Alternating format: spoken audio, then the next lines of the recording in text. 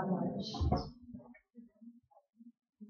estou acostumada a me ver nas câmeras da televisão, aqui como filmada, mas tudo bem. Bom, o nosso assunto de hoje é bem-aventurados os que têm puro coração. Sempre me tocam as palavras mais fáceis, eu quero agradecer a casa, porque sempre são palestras. O Evangelho inteiro ele é profundo, mas tem capítulos em que são mais extensos, mais compridos, que trazem em si uma questão que a gente, quando a gente lê e a gente estuda, porque vai fazer uma palestra, na verdade a gente lê e a primeira coisa que diz é tudo para mim. Eu que tenho que escutar isso, eu que tenho que, né? Essa palestra eles me deram para que eu, né, tenha que estudar e eu me sinta assim, agora o que eu faço com todo esse capítulo, né? Aí o que eu fiz? Para não me castigar tanto, porque ele, né, me deu com latas nas costas, eu separei alguns pontos, né, que a gente vai trabalhar aqui. Esse capítulo é fantástico, maravilhoso, como todos os evangelhos. Mas ele fala justamente da pureza do coração. E a primeira parte começa dizendo: deixar vir a mim as criancinhas. Né? Quem é que não conhece essa parábola de Jesus, que Jesus estava sentado, as crianças queriam chegar perto, os apóstolos não deixavam as crianças chegarem perto, e Jesus parou tudo e falou assim: deixar vir a mim as criancinhas. Porque eu digo, né, que quem se assemelhar a elas, com certeza entrará no reino dos céus. E aí nós vamos começar a conversar o porquê Jesus falou isso. Porque nós sabemos aqui, espíritos encarnados, que as criancinhas são espíritos antigos, muito antigos. Aí quando a gente fala de pureza em coração, a gente poderia dizer sim, mas essa criança, muitas crianças, não têm puro coração. Nós sabemos que quando nós nascemos, nossa memória ela é adormecida por um bom tempo. Muitos pedagogos, inclusive, dizem que até os 7 anos, inclusive o espiritismo também, né? 7, 8 anos, que é uma fase, uma etapa, onde nós podemos, pais, por exemplo, trabalhar nessas crianças, né? Com respeito à moral, educar, reformar. A gente já conhece mais ou menos as tendências das crianças e sabemos, então, por que eles seriam puros? Por que Jesus falou que eles seriam puros se nós temos essa oportunidade nesse período de, nesse momento, reformar esse espírito que caiu nas nossas mãos? Porque, com certeza, essas crianças, como têm adormecido o seu passado, elas não se lembram do que fizeram, né? Elas demonstram uma certa inocência. Acredito eu que uma criança de 2 anos, quando dá um tapa em outra criança porque pegou seu produtinho, seu brinquedo, não tenha a intenção de se vingar e não tenha planejado no seu pensamento: eu agora vou me vingar de ti, vou te puxar pelos cabelos.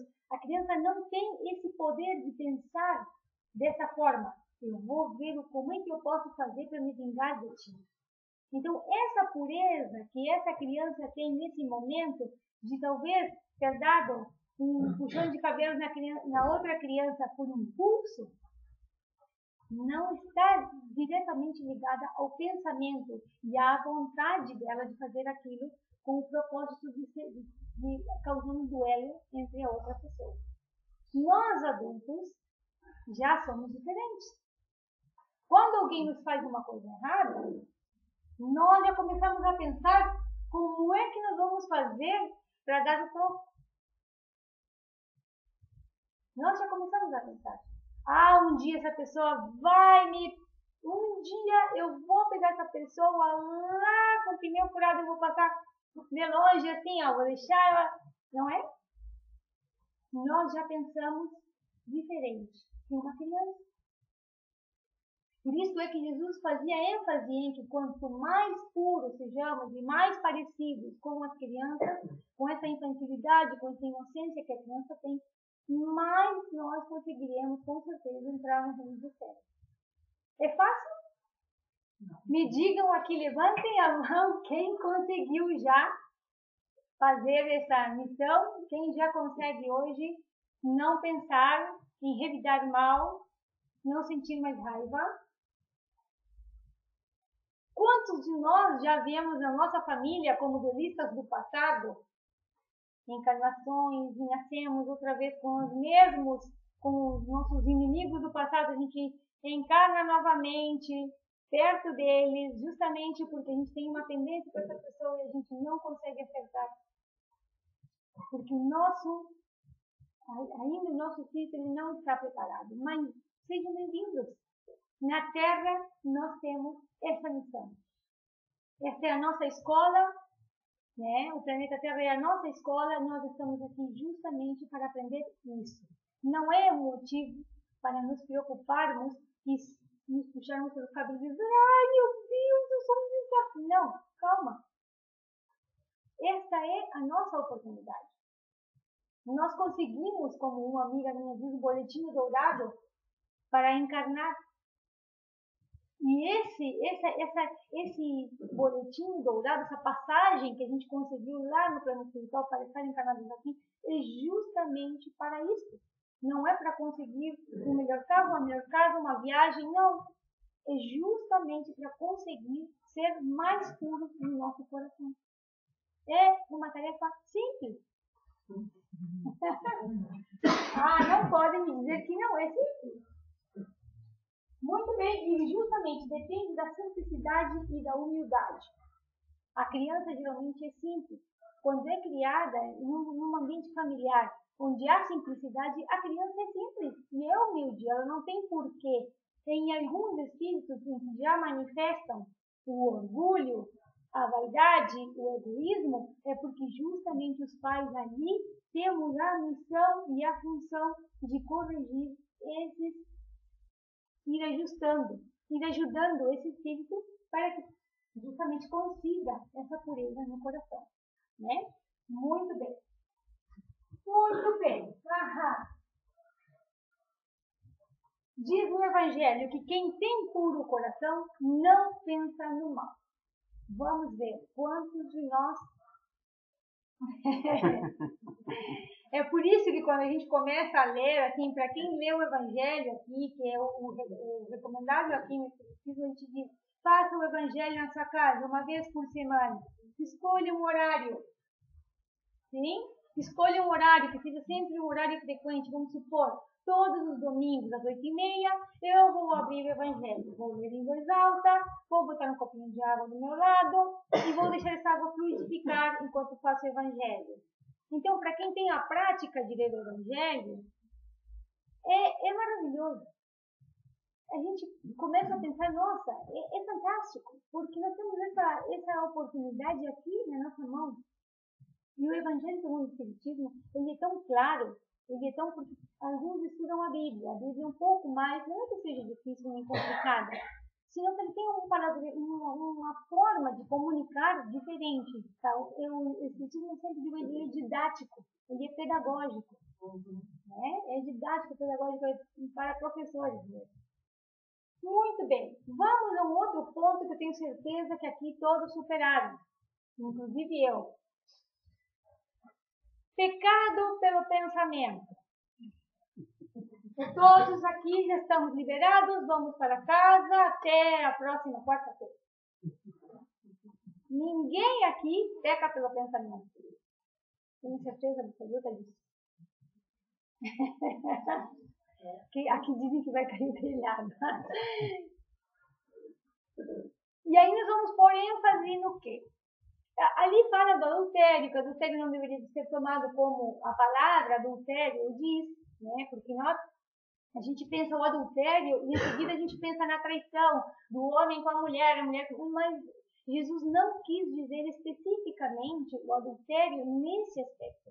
Ele falou do adultério porque o nosso pensamento, pessoal, ele é terrível. Ele plasma absolutamente tudo. Tudo que a gente pensa é plasmado. Para quem já estudou, sim, um pouquinho mais aprofundado, quando a gente plasma no espaço, as vibrações elas se plasmam e ficam como se fosse, como posso dizer, um holograma. Vamos comparar com um holograma. Então, esse holograma fica visível. Aquilo que eu estou pensando, fica esse holograma visível no espaço. Os espíritos inferiores, aqueles que não nos querem muito bem, eles estão enxergando o nosso pensamento. Muitos conseguem enxergar. Então, quando a gente diz, eu estou tão mal, tão deprimido, tão para baixo, mas por onde anda teu pensamento? Porque se tu andas com um pensamento ruim, tu plasmou, tu vai te rodear com todos aqueles que têm afinidade com aquele pensamento. Se nós agora pudéssemos, como telinhas de computador, enxergar os pensamentos de todos nós estaríamos em grandes complicações com o vizinho do lado, porque estaríamos de repente pensando mal no vizinho e está aparecendo ali na nossa telinha. Para Deus, isso é visível. Então, quando a gente fala, eu não posso enganar a Deus, é porque a gente não pode mesmo. Não adianta a gente se fazer de bonzinho, maravilhoso, e o nosso pensamento está sendo plasmado permanentemente. Ele está chegando lá permanentemente com uma mensagem. Eu digo, Deus é tudo. Eu nem falaria a Deus, porque Deus não está nem preocupado um pouquinho com isso. Quem tem que estar preocupado, na verdade, somos nós.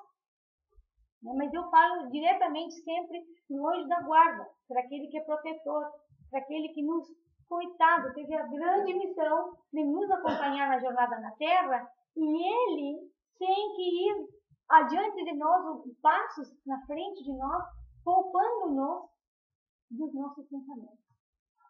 E ele é que tem uma missão, uma tarefa dura. Imaginem nós diante da guarda de alguém. Coitada da pessoa. Né? Jesus falou uma coisa muito clara e muito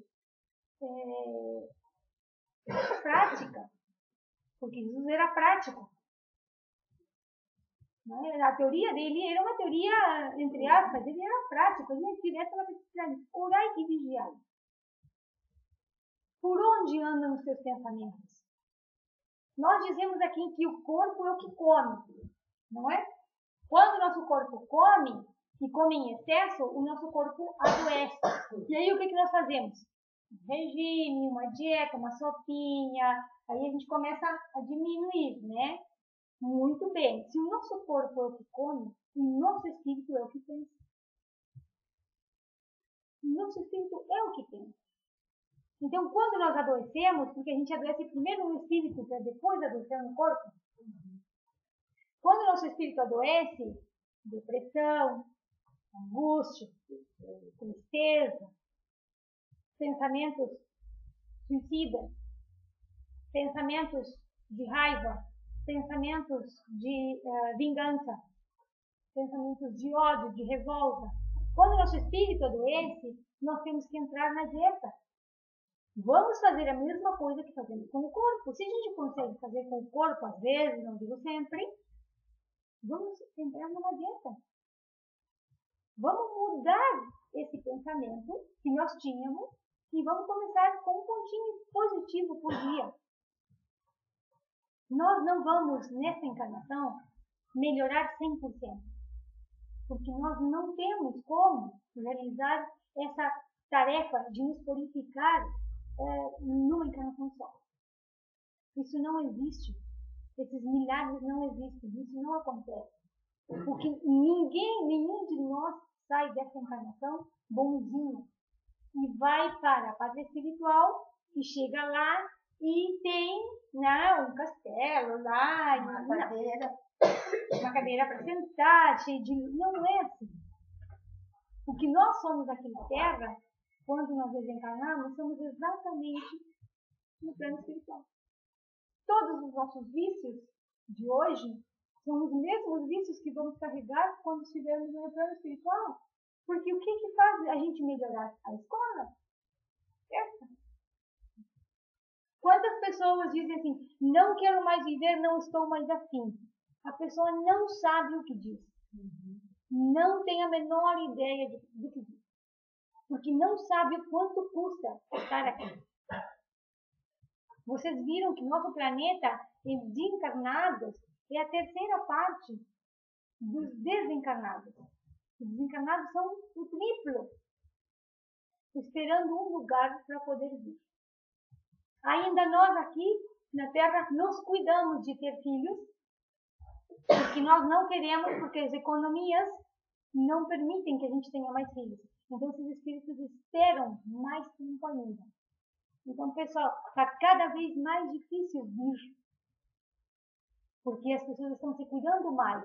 Já não é 6, 7 filhos, 11 filhos, como era na época de 70, de 50, né? Os pais tinham 9, 10, 11 filhos.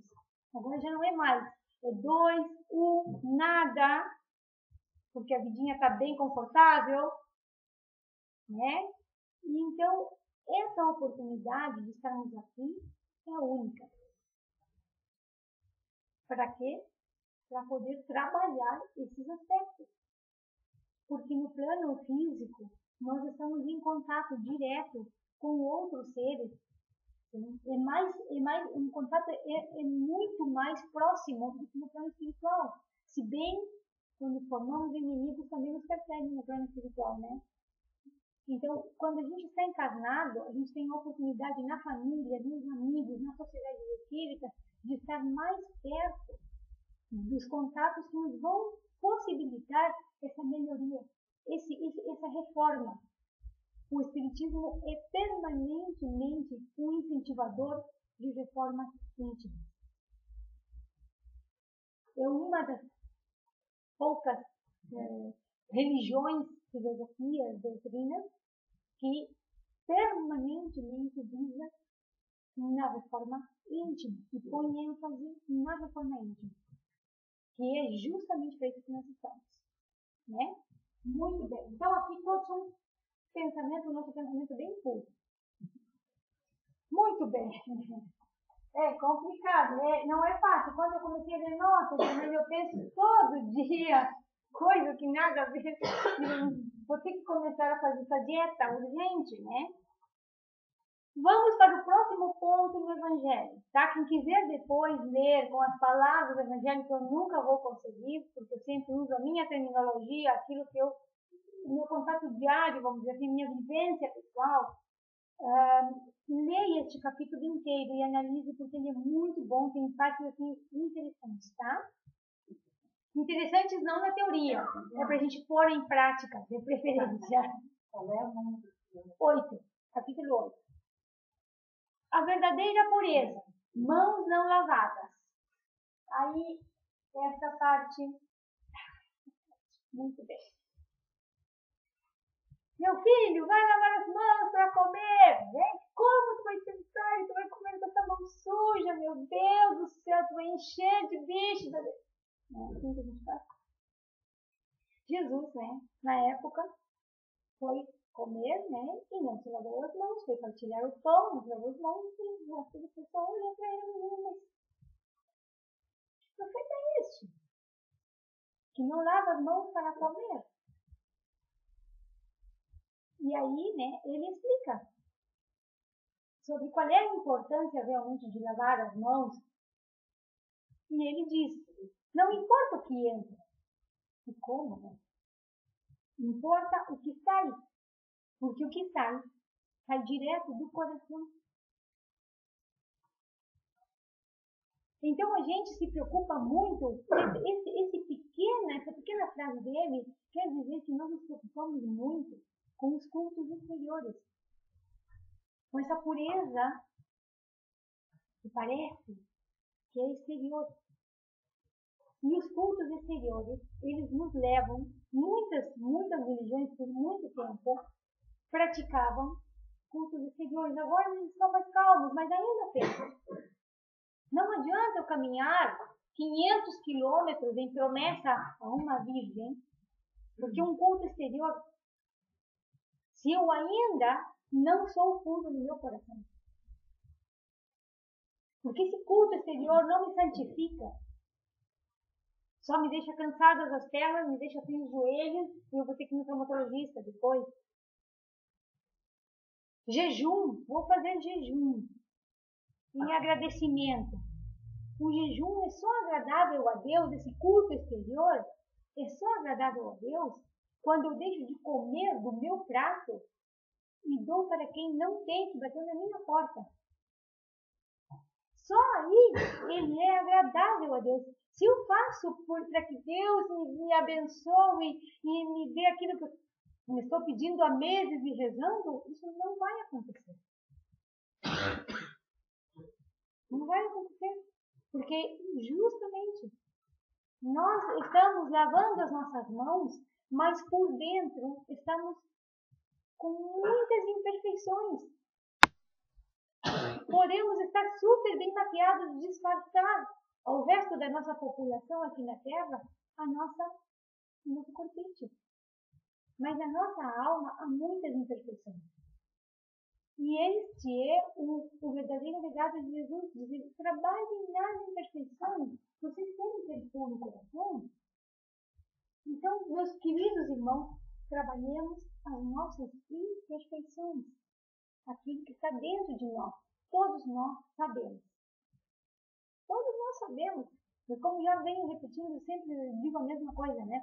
Porque só olhar um pouquinho para dentro da gente, ver como é que está a nossa vida hoje e perceber com inteligência como está a minha vida hoje.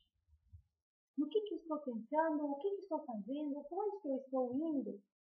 E eu tenho certeza que vocês vão perceber, como já percebi, como muitos percebem, qual é a dificuldade maior nossa. Talvez hoje nós não somos tão orgulhosos, mas ainda somos muito egoístas. Então nós temos que trabalhar o egoísmo. Talvez hoje a gente não é tão egoísta e consegue compartilhar, mas o nosso orgulho, se nos tocar em algum cabelito, como diz meu filho, aí nosso orgulho fica ferido para sempre e a outra pessoa se tornou meu inimigo.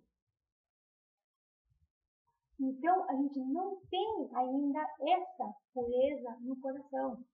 Mas a boa é que estamos aqui.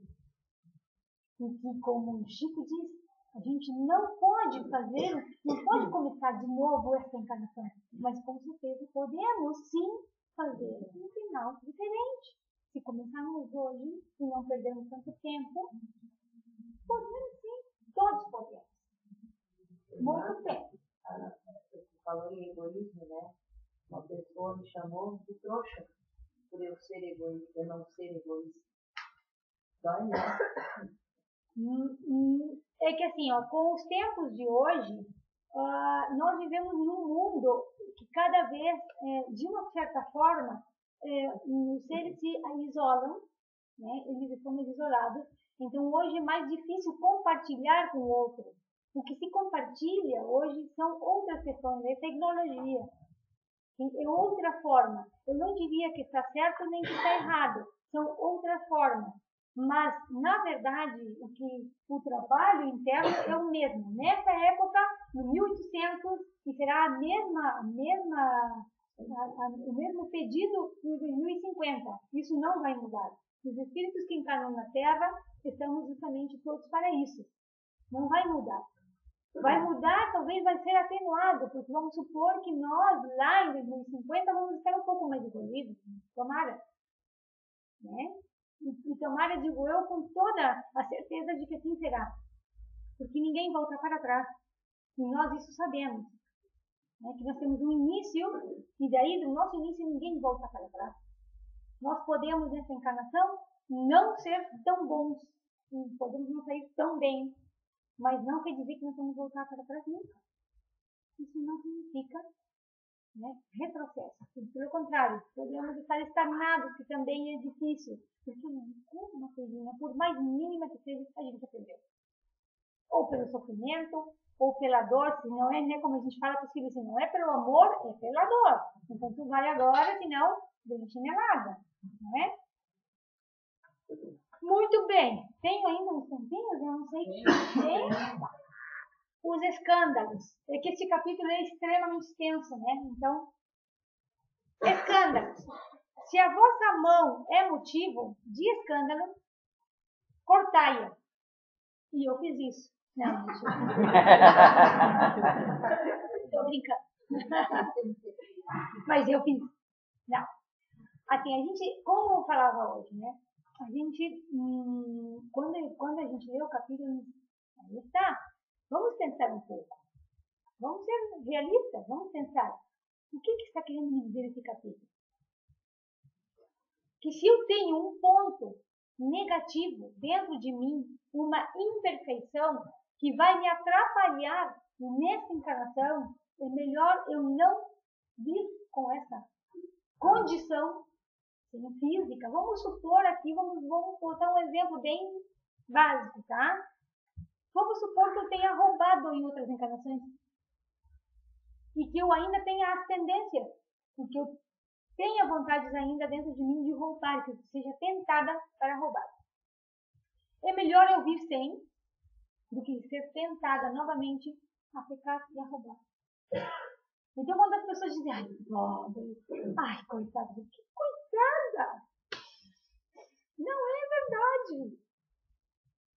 E fala também da cegueira nesse capítulo, né? Se uma pessoa vem sem a visão, é melhor que venha sem a visão do que vir com os olhos, que esses olhos podem fazer ela ver aquilo que ela não deveria. E pecar com o pensamento. Sei lá. Cada um de nós saberá, porque a gente tem que se ubicar muito bem. Eu sempre me coloco de palhaça um pouquinho aqui na frente, mas na verdade a gente tem que, cada um, se ubicar no seu comportamento. Todos nós temos deficiência. Todos. Não existe perfeito. Tem umas pessoas que têm a deficiência visível, mas temos outros que têm deficiências que são invisíveis, aos olhos. Mas aqui não tem perfeição. Não existe ainda. Então, o escândalo é melhor a gente tirar de raiz aquilo que nos prejudica moralmente. É melhor. E a gente paga à vista. Em vez da gente pagar parcelado, a gente paga à vista. Agora, aqui. Né? É aqui que se faz, é aqui que se paga, não é o ditado? Se não é nesta, é na próxima. Se não é nesta, é na próxima, com certeza. Então a gente tem que prestar um pouquinho de atenção com respeito aos escândalos. E ai de quem venha o escândalo. Diz o Evangelho que o escândalo ele é necessário. Porque ele traz à tona o mal que há entre nós. Se a gente gosta de um escândalo de vez em quando. Mas é nesse escândalo que a gente consegue enxergar os nossos defeitos. Se talvez não existisse esse escândalo, essa faísca que prendesse em nós essa briga, ou essa discussão, ou esse escândalo, ou essa infâmia, ou essa injúria, a gente não perceberia aonde está ainda a nossa falha, o nosso erro, a nossa pobreza espiritual. Ele é necessário, mas ai de quem venha. Ai de quem venha, porque quem provoca o escândalo, geralmente ele tem a intenção, aqui no pensamento, de provocá-lo. Portanto, ele é mais cobrado do que aquele que reage instintivamente à injúria, à injustiça. É mais cobrado porque foi deliberado, foi premeditado. Quando a gente premedita uma coisa, nós somos 10 vezes mais culpados que aquele que, por exemplo, mata sem querer. Ele não é tão condenado como nós que pensamos em matar. Só o fato de eu vou matar, eu vou fazer assim, só o fato de a gente pensar, nos torna mais pecadores daquele que foi lá e matou sem querer. E Deus está sempre assim, com uma peneira, olhando para tudo que nós fazemos, e Ele tem tudo anotadinho. Quais são os motivos que nos levaram a tal coisa? Por que nós fizemos tal coisa? Por que não fizemos tal outra? Foi com intenção de ferir, de machucar, de rebaixar o nosso irmão, de ferir os demais? Foi com intenção? Não, não foi. Então é atenuado. Vai ser pago, com certeza. Porque nada fica impune. Vai ser pago. Mas é atenuado. Agora, eu tive intenção, fiz de propósito, confabulei. Aí, meu amigo, volta para pagar a vista. Muito bem. Aí depois, né, tem as instruções dos espíritos. Bem-aventurados aqueles que têm os olhos fechados.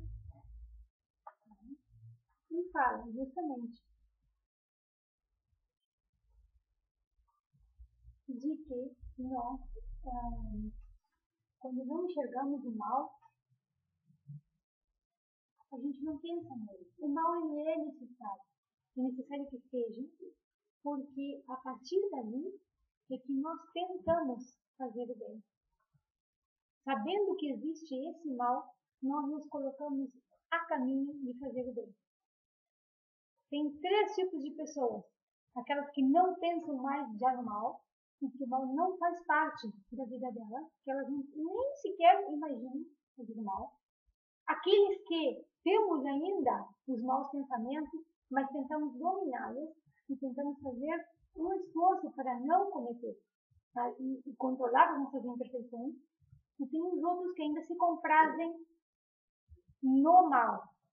Então, na primeira pessoa, aquela que já conseguiu superar, o caminho já foi feito, já foi realizado, o trabalho já foi realizado. Na segunda, o trabalho está a se fazer. E nas últimas pessoas, o trabalho ainda não começou. Nós, eu acredito que estamos no estágio do meio.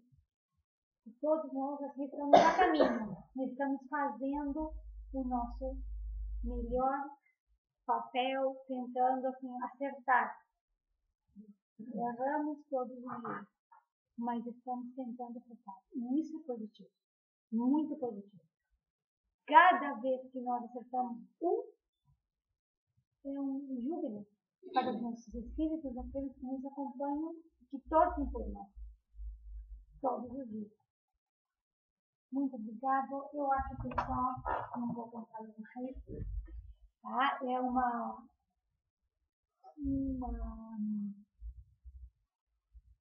vontade de que possamos olhar para nós, para dentro de cada um de nós, e uma vontade de que cada vez que algo de pensamento negativo vier na nossa mente, possamos orar, vigiar, nos lembrar de Jesus, e para que sejamos sempre acompanhados e que não nos deixem cair, né, nas tentações que nos prejudicam e que nos fazem tanto mal.